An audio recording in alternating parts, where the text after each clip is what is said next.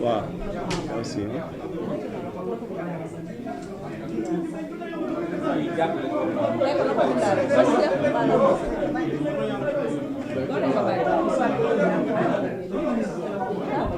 Non, vous venez.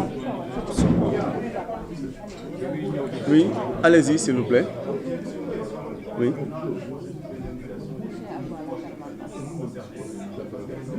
Pardon, on ne vous entend pas.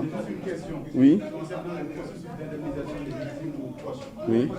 Parce que récemment, le ministère de la Famille et des Solidarités a pris des mesures pour accélérer le processus. Vous êtes directement concerné. Quel est votre avis sur le processus d'indemnisation? Donc, d'abord, je vous remercie pour votre question. Ma réponse est très claire. Nous, on n'a pas été associés dans ce processus-là. Donc, on n'est pas les personnes mieux indiquées pour pouvoir répondre à cette interrogation. Même si nous avons notre point de vue, mais par décence et par retenue, mais par respect aussi, on préfère ne pas nous prononcer sur cette question parce que, à l'entame de cette initiative-là, on ne nous a pas associés et on ne nous a pas demandé notre avis. Mais je pense qu'en toute objectivité, avant de parler d'objectivité, la cohérence aurait voulu qu'on prenne en charge la problématique des victimes d'abord. C'est-à-dire faire justice, ensuite parler des damnés. En tout cas, c'est ça notre compréhension, c'est ça notre appréciation. Je vous remercie. Au suivant. Votre nom, s'il vous plaît.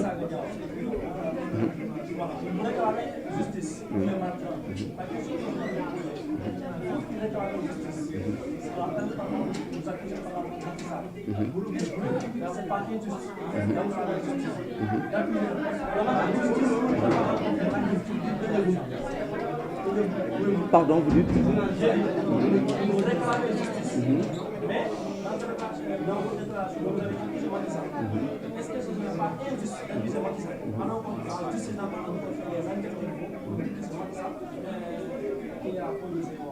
D'accord, même s'il y a la présomption d'innocence, nous pensons que tout ce qui s'est passé de 2021 à 2024, c'est sous le régime du président sortant, son Excellence Macky Sall. Pour nous, c'est une évidence, puisque c'est sous son régime. Dans toute gestion, il y a des passifs et des actifs. Donc ça entre dans ce cadre-là. C'est sous son magistère et puis c'est logique que soit la personne pointée. Même si on reconnaît qu'il y a cette présomption d'innocence. Mais il ne saurait être, on ne saurait loter de cette gestion-là, parce que ça s'est passé sous son règne. Merci. Moussa Mané.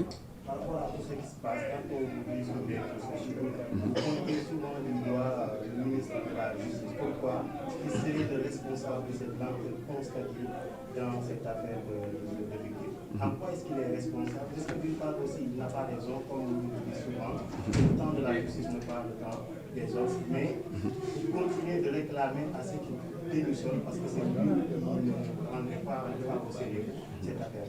D'accord, je vous remercie Moussa. Mais nous, dans nos propos, je ne me souviens pas avoir entendu quelqu'un dire ici, nous réclamons la démission de qui que ce soit. Il faut qu'on soit... Non, en fait, nous, tout ce que nous demandons, c'est que puisque la justice est rendue au nom du peuple, nous faisons partie de ce peuple-là. Et ce peuple-là qui vient réclamer justice, c'est aussi simple que ça dans notre démarche. J'espère que vous êtes satisfait de ma réponse. Je dis que la justice est rendue au nom du peuple. Et c'est ce peuple-là qui vient réclamer justice. Voilà. Il y a Clément Benoît de TV5. Oui, bonjour. Selon vous, qu'est-ce qui bloque cette quête de justice? Est-ce que c'est des difficultés dans l'enquête ou est-ce que c'est un manque de volonté politique?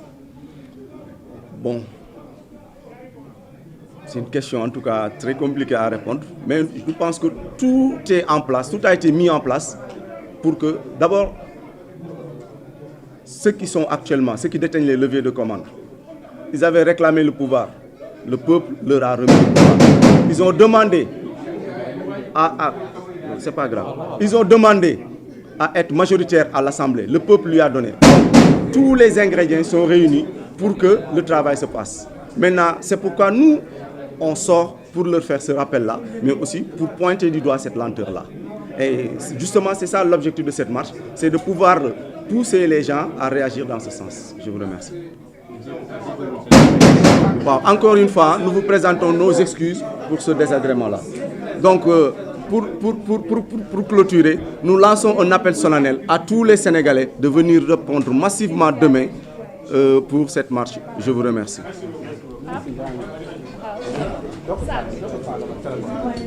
Ça va.